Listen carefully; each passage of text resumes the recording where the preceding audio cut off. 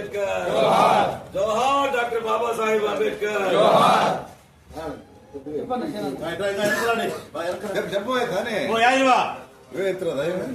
యాదగిరి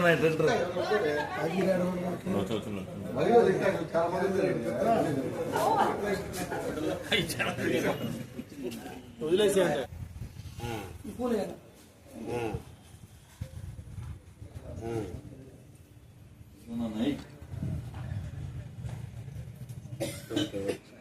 అంటే లేదా ఫోటో ఆయన పెడితే చాలు పెద్ద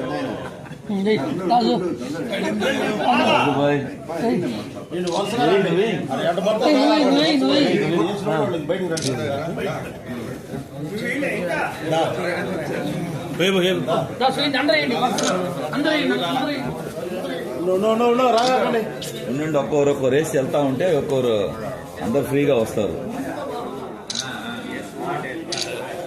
నారాయణ అందరూ ఒక్క దండం పెట్టుకున్నాను ఫోటో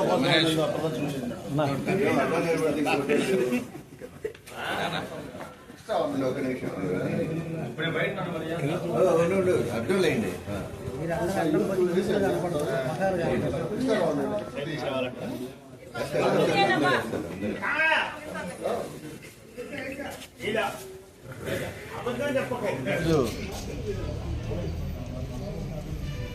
డాక్టర్ బాబాసాహెబ్ అంబేద్కర్ గారంటేనే భారతదేశ ప్రతి పౌరుడికి తెలుసు ఆయన గొప్పతనం. ఈ భారత జాతికి ఒక మంచి పేరు తెచ్చినటువంటి మేధావి డాక్టర్ బాబాసాహెబ్ అంబేద్కర్ గారు. అదేవిధంగా మన వైఎస్ఆర్ కాంగ్రెస్ పార్టీ ఎప్పుడు కూడా అంబేద్కర్ గారి ఆశయాల్ని గౌరవిస్తూనే పెరిగిన పార్టీ. అంబేద్కర్ గారి ఆశయాల్ని ఎప్పుడు కూడా గౌరవించింది, ఆయన చెప్పిన సిద్ధాంతాలని పాటించింది ఒక వైఎస్ఆర్ కాంగ్రెస్ పార్టీ అని తెలియజేస్తూ ఉన్నాం. అదేవిధంగా రాజశేఖర రెడ్డి గారి ఆశయాలు కొనసాగేదానికి పార్టీ పెట్టినా కానీ రాజశేఖర రెడ్డి గారి ఆశయాలు కొనసాగిస్తూనే అంబేద్కర్ గారు రాజ్యాంగంలో పొందుపరిచిన ప్రతి రాజకీయ అధికారాన్ని కూడా అందరికీ సమానంగా పంచాలి, దళితులకు కానీ బీసీలకు కానీ ప్రతి ఒక్కరికి కూడా సమాన హక్కులు ఉండాలని 50% దాకా ఈ బడుగు వర్గాలకి మంత్రి పదవులు ఇచ్చిన మహానుభావుడు వైఎస్ జగన్మోహన్ రెడ్డి గారు. అదేవిధంగా ఆయన ఆశయాలు కొనసాగిస్తూనే మా పెద్దలు చెప్పినట్టు 125 అడుగుల విగ్రహాన్ని విజయవాడ నడిబొడ్డులో పెట్టి అందరికీ ఈ దేశంలోనే ఆదర్శ వ్యక్తిగా కొనసాగిన వ్యక్తి జగన్మోహన్ రెడ్డి గారు. ఈరోజు చూస్తే ఎక్కడ పేదవాళ్ళకి కళ్ళబుల్లి మాటలు చెప్తా ఉన్నారు కానీ ఎక్కడ ఏ పనులు జరగట్లేదు. ఏంటంటే అమరావతి రాజధాని అంటాడు, రాజధాని ఎప్పుడు కడతారో ఏమో తెలియదు కానీ పేదవాళ్ళ చదువుకి వైద్యానికి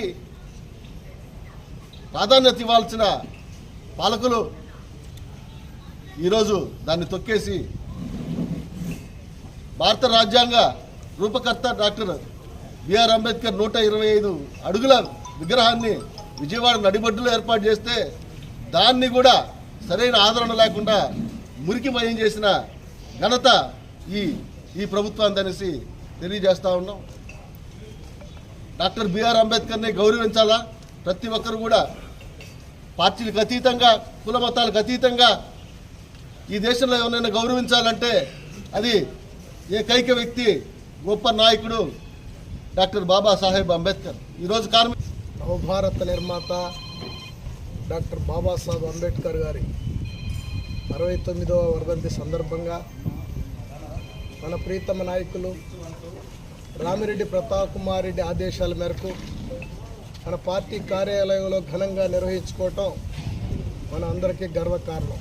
పెట్టి అదేవిధంగా మేధావులైన జ్యోతిరావు పూలే, పెరియార్ రామస్వామి మహానుభావుల చరిత్రలను కూడా అందులో విమర్శించి అంత గొప్పగా చేసిన వ్యక్తులు ఈ భారతదేశంలో ఎవరన్నా ఉన్నారంటే అది ఒక్క జగన్మోహన్ రెడ్డి గారే. దాంట్లో మనం ఎవరు కూడా ఎంతో గొప్పగా చెప్పుకోవాల్సిన విషయం అవన్నీ మర్చిపోయారు.